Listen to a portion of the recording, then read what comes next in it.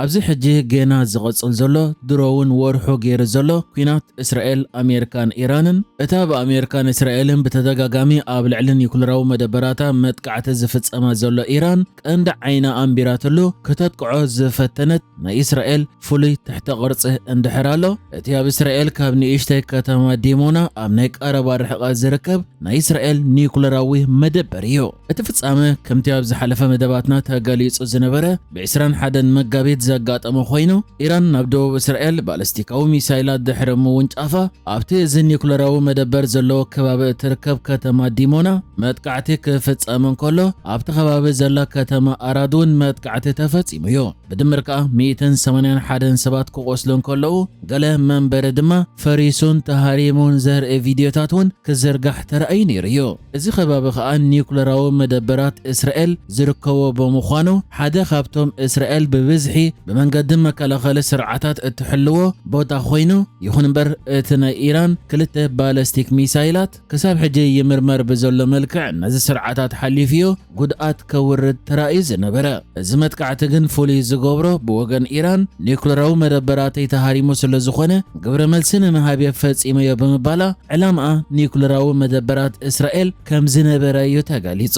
ከም ዝፍለጥ ከተማ ዲሞና ማእከል ምርምር ኒኩለር ሽምዖን ፔሬዝ ነጀፍ ዝርከባ ኮይኑ እዚ ማእከል ከዓ ሓደ ካብ ዕኑድ ናይ እስራኤል ናይ ኒኩለር ኣጽዋራት ፕሮግራም ምዃኑ እዩ ዝግለጽ። ሕጂ ድማ ድሕረ ባይታ እዚ ኢራን ክትሃርሞ ዝፈተነት ኒኩለራዊ ማእከል እስራኤል ከምኡ ድማ እስራኤል ብኸመይ ኒኩለራዊ ኣጽዋራት ወኒና ብኸመይ ከነነዊሕ ዓመታት ክትሓብኦ ክኢላን ክሳብ ሕጂ ብቓልዕ እውን ከም ዘለዋ ዘይትገልጸሉ ምኽንያት ንርአ። እቲ ዛንታ ናይዚ ኒኩለራዊ መደበር ናይ እስራኤል ኣብ መጀመርታ 1950ታት እዩ ዝጅምር። እስራኤል ብ1948 ከም ሃገር ምስ ቆመት ብ1952 ማለት ድሕሪ 4 ዓመታት ናይ እስራኤል ኣቶሚካዊ ጸዓት ኮሚሽን ብምቋም መሰረት ናይ ኒኩለራዊ ፕሮግራማ ከተقوم እያ ጀሚራ።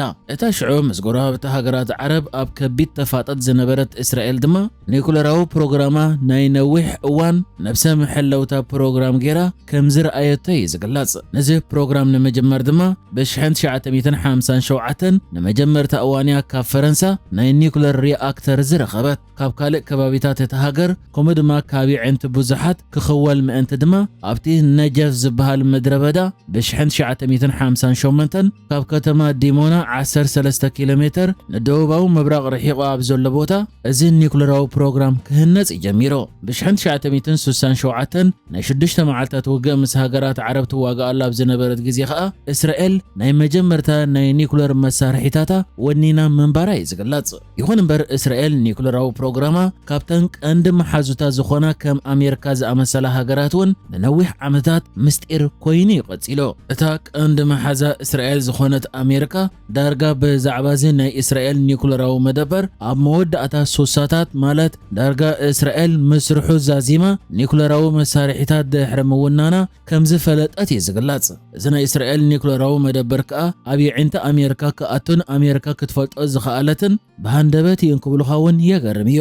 እንተ ሃንደበታዊ ፍጻመ ከዓ ብ1960 ኣብ ወርሒ መስከረም ኣጋጢሙ ናይ ሽዑ ኣምባሳደር ኣሜሪካ ኣብ እስራኤል ዝነበረ ኦግዴን ሬይድ ኣብ መትሊ ሄሊኮፕተር ኮይኑ ኣብ ምድረ በዳ ነጀፍ ይበረሩ ኣብ ዝነበረ እዋን ካብ ርሑቕ ኣብ መስርሕ ዝነበረ ትሕተ ቅርጺ ኣብ መሬት ይርዩ።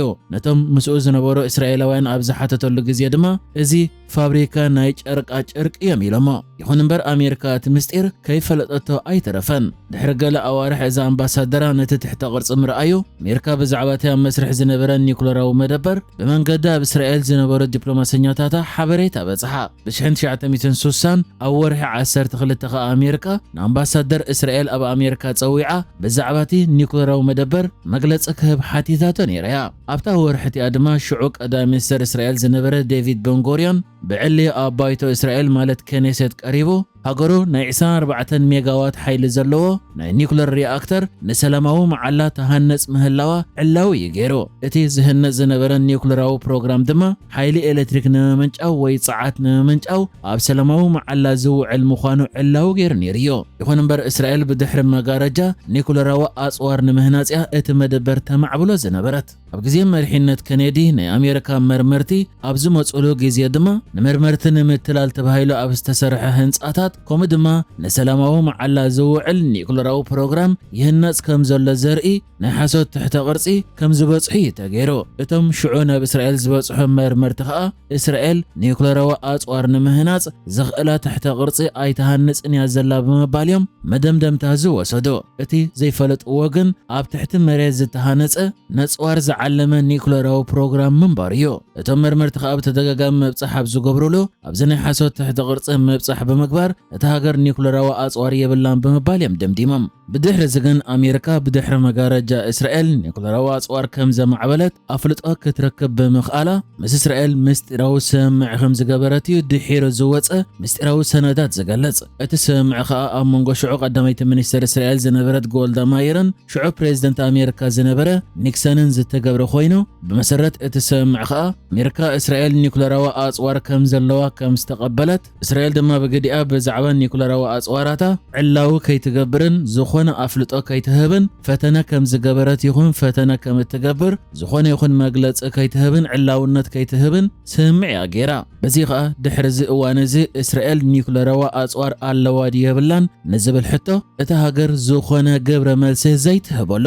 ይኹን እምበር እቲ ሃገር ብድሕሪ መጋረጃ ኒኩለራዊ ኣጽዋራት ከም ዘማዕበለትን እቲ ኣብ ምድረ በዳ ነጀፍ ተሃንጾ ዝነበረት ትሕተ ቅርጺ ድማ ኒኩለራዊ ኣጽዋር ዘማዕበለትሉ ኒኩለራዊ መደበር ከም ዝኾነ ሓደ ሞርደቻይ ቫኖኖ ዝበሃል ኣብቲ ኣብ ዲሞና ዝርከብ ትሕተ ቅርጺ ከም ቴክኒሽያን ኮይኑ ዝሰርሕ ዝነበረ እስራኤላዊ ክኢላ ብዛዕባ እቲ ብምስጢር ዝስራሕ ዝነበረ ኒኩለራዊ መደበራት ሓበሬታ ንቓልዕ ኣውፅዮ። ካብ ስርሑ ምስ ተባረረ ድማ ባዕሉ ብፔንታክስ ካሜራ ዝሰኣሎ ናብ ኣውስትራልያ ድሒሩ ድማ ናብ ብሪጣንያ ለንደን ምስ ከደ ንማዕከናት ኣርእይዎዮ። ይኹን እምበር እቲ ንሱ ዝሃቦ ሓበሬታ ብመንገዲ ማዕከናት ማለት በከም ዘሳንደይ ታይምስ እትበሃል ማዕከን ከይተዘርግሐ እንከሎ እስራኤል ብመንገዲ ትካል ስለያ ሞሳድ ጌራ ንቫኖ ኣታሊላ ናብ ዓዲ ጣልያን ከም ዝመጽእ ድሕሪ ምግባር ካብ ዓዲ ጣልያን ድማ ሰለይቲ ናይ እስራኤል ኣብ ትሕቲ ቀይዲ የእትዮም እዮም ብሕቡእ ብመንገዲ መርከብ ናብ እስራኤል ከም ዝመጽእ ዝገበርዎ። ይኹን እምበር እታ ዘሳንደይ ታይምስ እትበሃል ማዕከን ብቫኖ ዝተውሃበ ሓበሬታ ኣብ ወርሒ ጥቅምቲ 1986 ንቓልዕ ብምውፃእ እስራኤል ክሳብ 100 ዝበጽሕ ኒኩለራዊ ኣጽዋር ወኒና ከም ዘላ ዝገልጽ ጽሑፍ እያ ዘርጊሓ። እቲ ብሞሳድ ተጨዊ ናብ እስራኤል ዝተወስደ ቫኖኖ ድማ ብስለያን ክሕደትን ተኸሲሱ ን18 ዓመታት ክፍረድ እንከሎ ካብኡ ድማ ን11 ዓመታት ኣብ ናይ ብሕቲ እስር ቤት እዩ ከም ዘሕለፈ ዝግለጽ።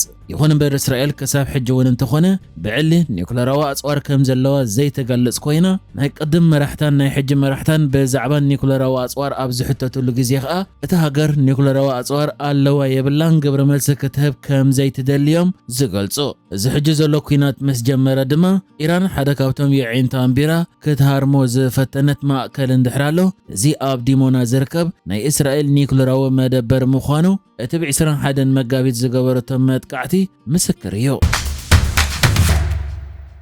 ደቅኹም ብቐሊሉ መባእታ ቋንቋ ትግርኛ ኣብ ቴሌፎኖም ወይ ታብሌቶም ክመሃሩ እትኽእሎም ሓዳሽ ናይ ትግርኛ ኣፕሊኬሽን ከም ዘላ ትፈልጡ ዶ? እወ እዛ ኣፕሊኬሽን መሰረት ትግርኛ እያ ትበሃል። ኣብ ኣንድሮይድ ቴሌፎናት ካብ ፕሌይ ስቶር ክተውርድዋ ትኽእሉ ኢኹም። ኣብዛ ኣፕሊኬሽን ደቅኹም ፊደላት ትግርኛ ምስ ድምፅን ኣብነት ቃልን ኣናባባ ሰዓት በትግርኛ ልዕሊ 200 ዝተፈላለየ ነገራት ዘጠቓለለ ቃላት ኣናባባ ቁጽርታት በትግርኛ እንዳኣዘናግዐ ፊደላትን ቁጽርታትን ትግርኛ ዝምህሮም ልዕሊ 6 ጌማት ወይ ጸወታታት ከምኡን ደረጃ ብቕዓቶም ዝፍትን ዝተፈላለየ ዓይነት ፈተነታት ኣብ ነፍሲ ወከፍ ክፋል ዘለዋያ። መሐበሪ ናይዛ ኣፕሊኬሽን ድማ ደቅኹም ብናይ ዘለውዎ ዓዲ ቋንቋ ክርድእዎ ምእንቲ ብትሽዓተ ቋንቋታት ዝተተርጎመ እዩ። እዚ ጥራይ እውን ኣይኮነን ወርሓዊ ሓድሽ መደባት ዝውስኻ ብምዃኑ ኣውሪድኩም ብርትዓዊ ዋጋ ሓንሳብ ምስ ከፈትኩማ ኩሉ እቲ መደባት ብሓንሳብ ዝኽፈት ኮይኑ ሓድሽ መደብ ድማ ብናፃ ክትረኽቡ ኢኹም እትኽእሉ እሞ እንታይ ትጽበዩ ኣለኹም? ንደቅኹም መባእታ ቋንቋ ትግርኛ ትምህር ኣፕሊኬሽን ኣብ ፕሌይ ስቶር መሰረት ትግርኛ ኢልኩም ኣውሪድኩም ተጠቀሙ። ንሕጂ ዝተዳለወ መደብ እዚ ነይሩ። ብኻልእ ክሳብ ንራኸብ ሰላም ንዓኹም።